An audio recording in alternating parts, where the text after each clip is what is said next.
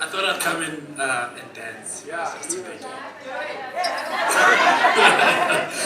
Okay. Yeah, I feel better now. I have a story to tell. Maybe let me take this one out.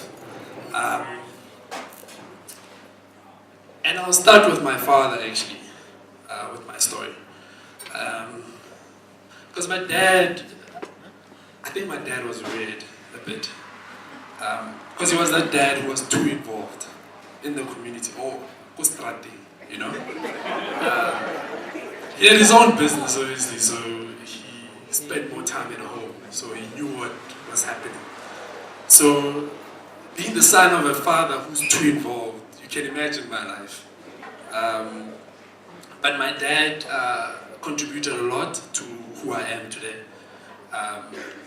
He took me to computer school in 1996 because he saw where we were, Alex, that my influence was quite bad. All my friends were into that stuff, and he didn't want his son to be that guy, you know.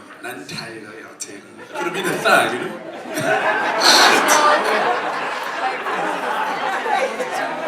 Could have been cool instead of nerd. But okay. So he took me to the school. Every Saturday and Sunday I used to go and learn computers. And this is 1996. And you know, you can imagine how bizarre this is, you know. And yeah, C colon, all of that shit. I wasn't there, man. I wasn't there. So, and obviously my dad had his own business. What I really loved about my dad was that he was the first person I would meet when I came back to school, from school. And sometimes he would surprise me. And I'd find his car parked outside the school when I came out of school. And he'd take me to Dollhouse, you know, buy me some chicken and some nice stuff, you know. So he was very involved. He's the reason why I only bought one pair of All-Stars in my entire life. Because that shit was associated with thugs. And obviously, he didn't want me to be a thug. So, when I got my first job, obviously, I bought the All-Star, trying to find out what was the big thing about this thing. And I wore them 3 times, and I found them very cold. I gave them away. And I was like, yeah, but it is what it is, yeah. I found them very cool. And I never bought any pair again, you know? His influence in my life went in as intense as everyone who knows me knows that as soon as I get the S class, I'm gonna change. Fuck that shit. Working hard to get in this class and I stay the same. There's no fucking way. Yeah. But the actual reason why I wanted S class is so that I don't have to drive it, because I hate driving. 2 is so that I can sit with my child at the back, so we can have conversations when I take it to school or him, because that was the way my dad raised me. He had conversations with me, you know. He introduced me to rap. He knew, Queen Latifah and Heavy D. Those are the first, So it was kind of cool, but I was not allowed to touch that Stony Sun system. Shit, nigga was fucking from Teo. So he was that kind of dad. So I realized that a lot of things that I do now is because of his influence, of how involved he was. And therefore I try to be as involved as possible with my siblings as well. Because you do act like father/husband and everything else to your family.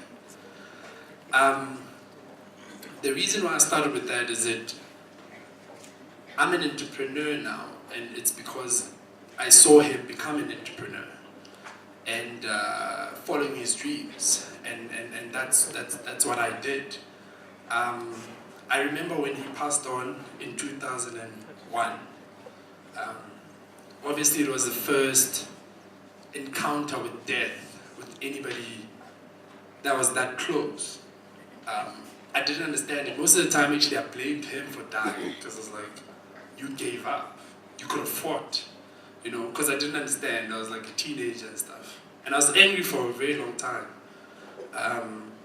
because he left me with a lot of his duties that he was supposed to. Now I have to be a husband to my mother, I have to be a father to my siblings. And I'm 18, I don't know anything about being a father or a husband, But you're the eldest, you have to improvise, So, as life goes on,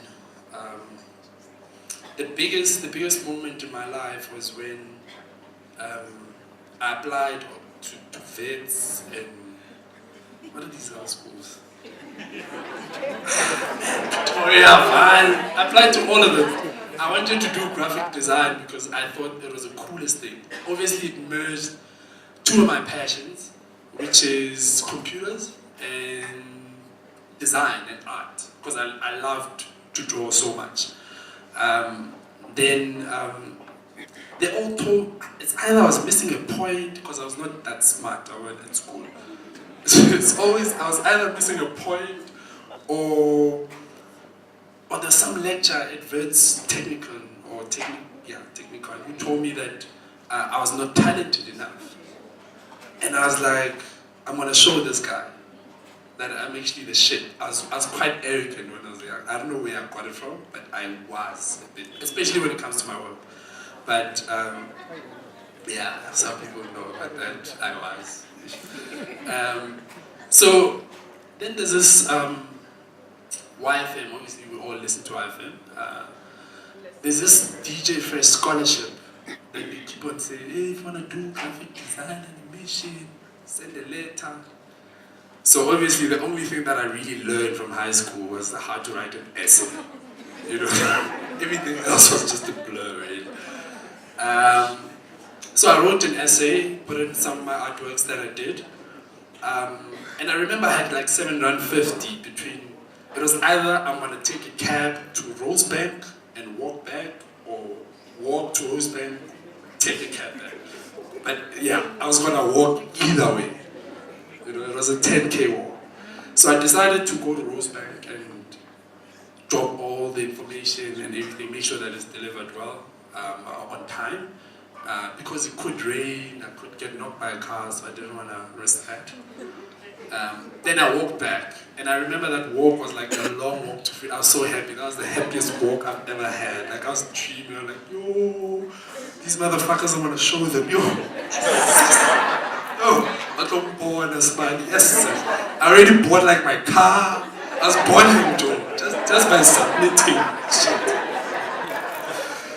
So I remember, obviously, fresh, they would call you to like, you got the scholarship, and that period went and passed, and there was something inside of me that said, there's no way that scholarship is not yours. I don't know where that voice came from, but it was there. I remember on Valentine's Day, that's when I got the scholarship, by the way. Some lady called me, but my mom had this annoying thing that she did. Like, you're sleepy, right? And she tells you all the stuff that you need to do while you're sleeping. And you're like, when you wake up, you're trying to figure out what she was saying. And obviously when she comes back, she's upset because I haven't done any of those things. So she did that, and I'm like, what is this woman saying? Whatever. So then we get a call, the phone rings, so I'm half asleep, and there's a lady like, hey, I'm calling from YFM, congratulations, you got the scholarship. I'm like, okay, cool, thanks. What? Like, fuck, shit. So I swear and I scream, and I'm like, okay, she gives me the address, then I go, it was in Rivonia, the Boston Media House. I didn't even bath, I didn't care. I was like, Bona, we're going to school, what you will say? So obviously my mom just left, and so I called her work, because she didn't have cell phone. Yeah, she didn't have cell phone. So I called her work, and they're like, she's not here yet, and I'm like, and my mom worked at Pick and Pay as a cashier. So there's no trust fund next for me. So get that right. So you see why I'm gonna change when the S-Class comes.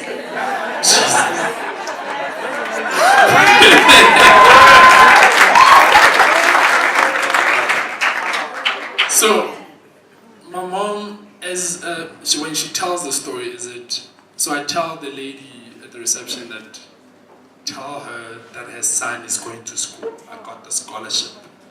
So as she comes in, they start singing Mudimu Moholo, God is great.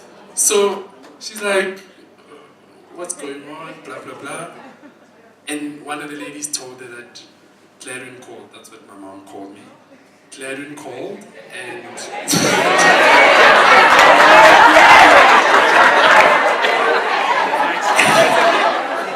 Street cred doesn't have the window. Fuck this gorgeous dress. Won't Clarion. So one of the ladies obviously told her that Clarion called, he said he got the scholarship and he's going to school. And she just broke down in tears and she said that was one of the best moments of her life.